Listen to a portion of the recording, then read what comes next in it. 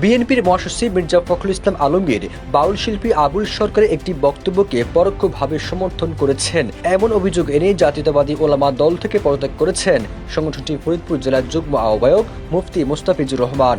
তার এমন পদত্যাগে সামাজিক যোগাযোগ মাধ্যমে বেশ আলোচনার জন্ম দিয়েছে, আবার অনেকে এটিকে ইতিবাচকভাবেও মন্তব্য করেছেন।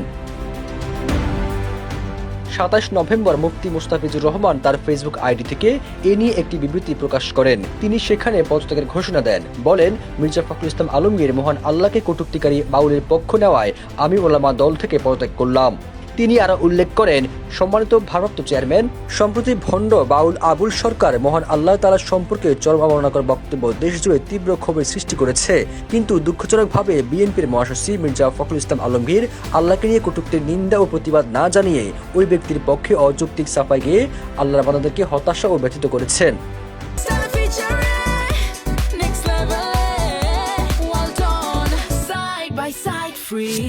পদত্যাগকারী মুফতি মোস্তাফিজুর রহমান আরো বলেন, ডানপন্থী জাতীয়তাবাদী আদর্শের একটি দলের মহাসচিবের এমন অবস্থান মোটেও কাম্য নয়, বরং তা দলের ধর্মীয় আদর্শিক ভিত্তিকে ক্ষতিগ্রস্ত করেছে। এই অবস্থানের প্রতিবাদ স্বরূপ ফরিদপুর জেলা জাতীয়তাবাদী ওলামা দলের যুগ্ম আহ্বায়ক পদ থেকে পদত্যাগের ঘোষণা দিচ্ছি। তারেক রহমানের প্রতি অনুরোধ জানিয়ে মুফতি মোস্তাফিজুর রহমান লিখেছেন, মির্জা ফখরুল ইসলাম আলমগীর ইসলাম বিরোধী মন্তব্য ও অবস্থানের বিরুদ্ধে অবিলম্বে সাংগঠনিক ব্যবস্থা গ্রহণ করুন। তিনি কাদের সন্তুষ্ট করতে বিএনপিকে ইসলামের মুখোমুখি দাঁড় করাচ্ছেন এমন প্রশ্ন রাখেন তিনি।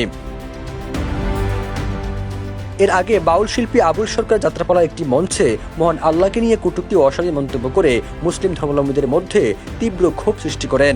এ নিয়ে ব্যাপক সমালোচনা হয় সামাজিক যোগাযোগ মাধ্যমে।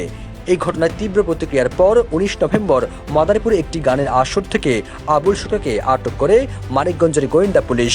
এরপর তার বিরুদ্ধে মামলা করেন মানিকগঞ্জের গিয়র বন্দর মসজিদের ইমাম মুফতি মোহাম্মদ আবদুল্লাহ সহ ৫ জন। অভিযোগপত্রে বলা হয়, ইসলাম ও মহান আল্লাহর সৃষ্টি নিয়ে আপত্তিকর মন্তব্য করেছেন আবুল সরকার।